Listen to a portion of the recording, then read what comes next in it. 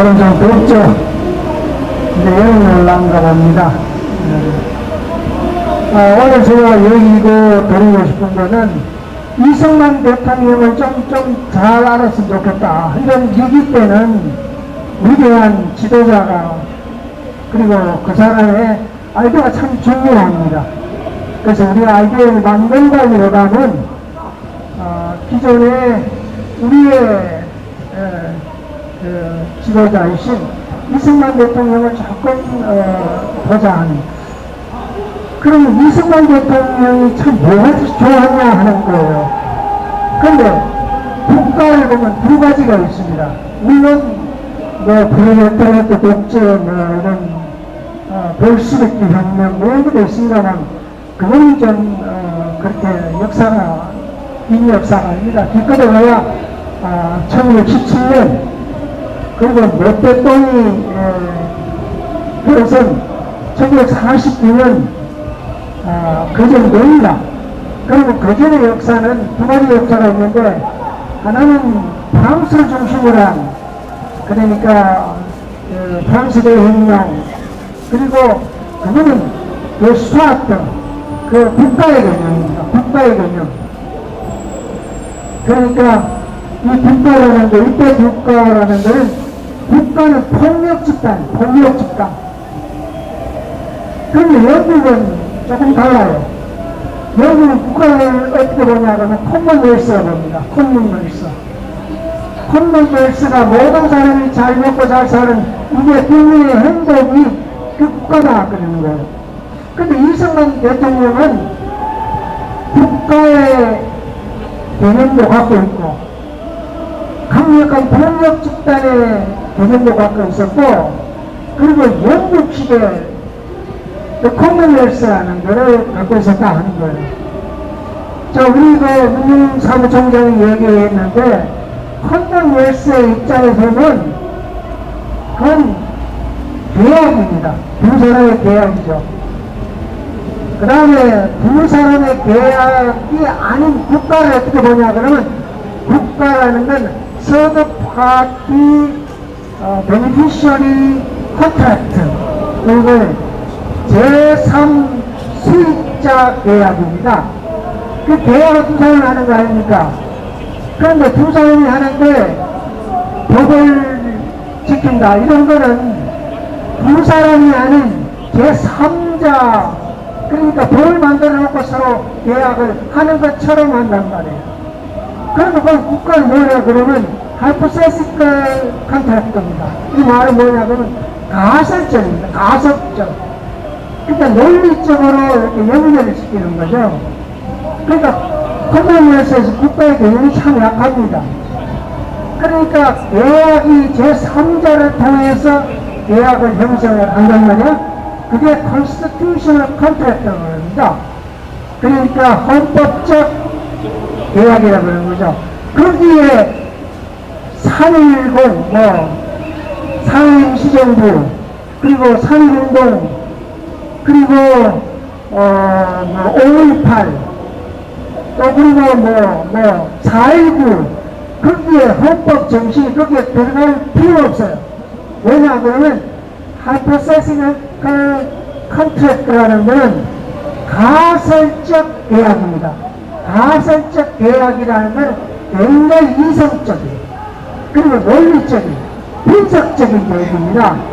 그런데 거기에 구체적 참고 3.10 독립선언서 그리고 4.19 그리고 5.18 그 넣는 게 그건 의미가 없어요. 그러니까 국민의 복지라는 거는 그거는 국민의 행복이라는 거는 그런 거 넣는다고 국민의 행복이 없어지면 절대로 안 돼요. 그러니까 그거는 영국식으로 보면 커먼웰스를 보면 그건 없어져야 돼요.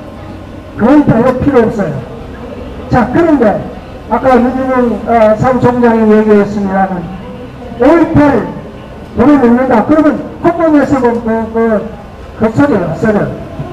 프로레타리아트 독재 국가를 엉뚱한 대로 끌고 가기 위해서 그거 합니다. 그러면 이승만은 어떻게 했냐는 거예요.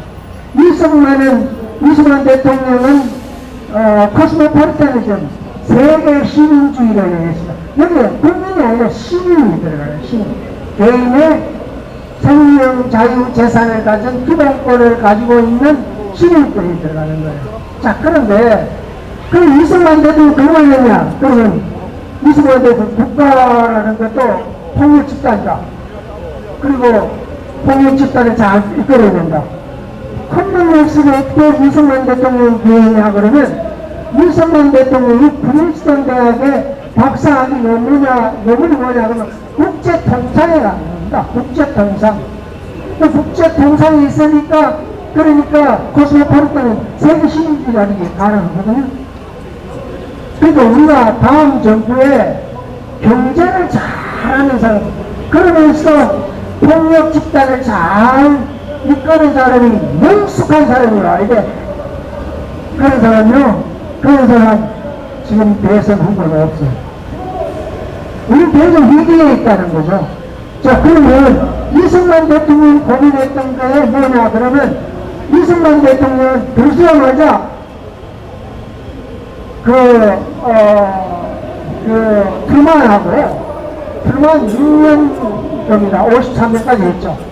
그런데 이승만 대통령은 트루만을 확 잡았어요. 완전히 그냥 녹여버렸어요. 그러니까 국가폭력을 그냥 미국에 맡겨버렸어. 미국에 맡겨버리고 이승만 대통령이 미국에 맡기고 컴mon웰스에 관심을 뒀다는 거예요. 참 머리가 좋은 양반. 아주 머리가 양반. 자, 그런데 국가폭력 지금 뭐가 문제냐 그러면 국가폭력은 군이 국가폭력의 대표주자입니다. 자, 그런데 윤석열 대통령이 병력 이런 말을 그러니까 진짜 싸움을 했는 하사관들, 하급 장교들 이런 사람들 딱 그냥 줄줄이 나와버렸어요. 그런데 이번에 초계기 사건이 있지 않습니까? 그리고 아주 신형 대통령 같은 비행기가 막 떨어져버립니다. 이러면요 군인에 대한 군인의 마음이 불안감이 생깁니다. 군이 무너졌다는 소리 아니에요. 그 국가는 폭력식단을 하는데 군이 무너지면 어떡해. 그렇죠. 경찰은 어떻게 했어요? 경찰이 지금 중국의 중요한 지방기구와 MOU를 맺었어요. 그런데 경찰이 보면 이거 저쪽을 하면 화성 저쪽을 하면 중국 애들 왜 그래 하냐? 그리고 선거를 하는데 왜 중국 사람들 그렇게 설쳐? 중국 공산당이 왜 그렇게 설쳐? 그러니까 경찰, 군이 땡땡이라는 거예요. 아, 그러면 폭력 집단에 자유민주적 기본 질서를 지켜야 될 법원이 뭐야? 이 법원이 사적 카르텔에 의해서 중앙선관위하고 법원이 이거는 사적 카르텔에 엮여 있습니다. 그러니까 정치가 법원에 막 침범해 있단 말이야. 침략해 있다는 거예요. 그러니까 김일관 옛날 대법원들이 그런 얘기를 합니다. 이게 사법부 독립이 없다는 거예요. 이 말은 국가 공권력이 무너졌다는 거예요. 국가 공권력이 무너지면 그런 경제를 컴mon웰스로 하는 경제는 살아있냐는 거예요. 그거 다 죽어버렸어요. 다 죽어버렸는데 프레데터의 독재 이재명이 되자마자 그 이튿날 청와대 들어간다는 거 아니에요. 정명한데요. 그래가지고 국가폭력을 프레데터의 독재 포퓰리즘을 해가지고 막 몰고 왔더라고요. 우리가 이제 죽게 하면 자꾸 상황이 그런. 자, 그런데 이승만 대통령은 처음에 1948년 7월 12일 헌법을 만들어 놓고 국가폭력이 자신이 없어. 그래서 불만 대통령한테 딱 붙었어. 지금 우리가 붙으면 지금 중국 선관위 99명 심판을 했다. 그런데 이방카 남편이 그 치주가 누구냐, 그러니까 이박과 남편이냐. 그러니까 그러니까 이걸, 벗어날 때는, 미국의 강력한 지도력이 필요하다 하는 거예요. 왜? 국가 폭력이 죽었기 때문에. 똑같은 거예요. 자, 그런데 아까 민중 사무총장이 상해 임시정부를 얘기했는데, 상해 임시정부에는 두 가지 세력이 있었어요. 그 옆에 중도파라는 게 있어요. 중도파라는 게 있고, 뭐, 손진태, 김규식, 그 다음에 안지원, 그런데 상해 임시정부는 좌와 우가 완전히 이렇게 붙어 있었어요. 그러니까 이동이라는 사람은 볼시비키에서 매일 스타인의 돈을 가지고 그냥 상해 임시정부를 뿌리는 게 그겁니다. 원리입니다. 그러니까 상해 임시, 그러니까 김구호 선생은 김구라는 게 이번 12일날 자격을 해서 예수 말란 사건에 김구가 가져했다 하는 그런 거는 오늘 발표를 하면서 토론을 제가 합니다. 그런데 거기에 김구 선생이 역할이 뭐냐면 김구는 완전 테러리스트입니다. 정한기 박사가 김구는 테러리스트다. 그런데 그 사람 상해 임시정부를 운영하고 그리고 그거를 경찰을 움직일 때, 힘을 움직일 때 그런데 어디에 돈을 뺏겨냈나 그러면 러시아는 기울여져 있단 말이에요. 그러니까 상해 임시정부에서 만든 법률이라는 게 완전 좌우가 합작돼가지고 막 섞어놓은 비빔밥을 했어요. 비빔밥을 만들어낸 거예요. 자, 그런데 그게 1948년 7월 12일 날 재헌헌법에 똑같이 들어갔습니다. 똑같이 들어갔어요. 그러니까 반은 기업을 운영하는 거는 공기업은 대부분이 공기업은 국영을 운영했어요. 아까 민영은 처음 전해드렸죠.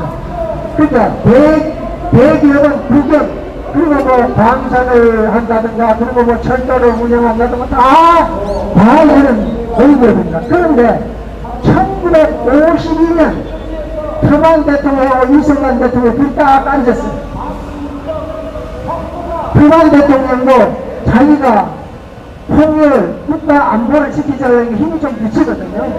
그러니까 6.25 사변 당시에 트루만이 무엇을 제약을 저걸 했냐 그러면, 제안을 했냐 그러면, 제안헌법 82조에서 86조 이쪽이 경제 조항이 있습니다.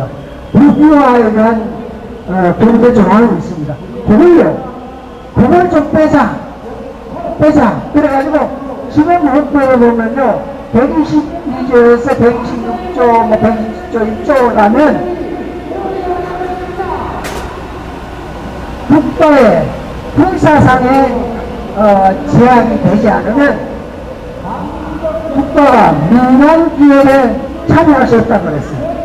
지금 더불어민주당이 얘기하잖아요. 더불어민주당이 얘기하는 게 모든 대기업은 국유화하다. 그런데 그 헌법조항을 고쳐야 돼요. 자, 그래가지고 그만하고 이승만 대통령 그걸 딱 했어요. 그걸 딱 해가지고 자유시장 경제, 그러니까 이거를 어디다가 공급망 생태계에 딱 꽂아버렸어요. 미국과 한국이 같은 경제권에서 움직이게 그렇게해버렸어요. 그러니까 경제와 국가 안보를 같이 이렇게 묶어버렸어요. 그게 어디서 나오냐면 이승만 대통령이 국제 통상을 잘하는 논문을 넣어서 그거를 했기 때문에 그런 아이디어가 나오는 거예요. 그리고 이승만 대통령은 국가의 폭력도 다룰 줄 알았고, 그리고 경제를 살릴 수 있는, 그리고 국민의 행복이 뭐라는 걸 알아보는 거예요. 자, 그런데 자익들은 무슨 짓을 했냐 그러면 김구를 완전히 영웅없이하고 이승만은 페달이 맞고 모아야 될 사람. 그러니까 이승만 폄하인 거죠. 계속 폄하했습니다. 그러니까 자익 때는 이승만 박정희, 전두환, 박근혜 대통령도 일자리를 40만 개를 만들었어요. 최근에서 그런 대통령 없어요. 자, 그래서 그거를 하는 공을 악마화시켰거든요. 악마화시켰는데 그게 지금 우리 역사에 그러면서 비엔나도 독재, 그래서 민주주의 끌고 가는 게 지금 독일민주당이 하는 짓이에요. 자, 그래서 그걸 얘기하면 이승만 대통령을 바라보면 우리 지금 안고 있는 문제를 풀 수 있다 하는 얘기를 드리면서 끝내겠습니다. 고맙습니다.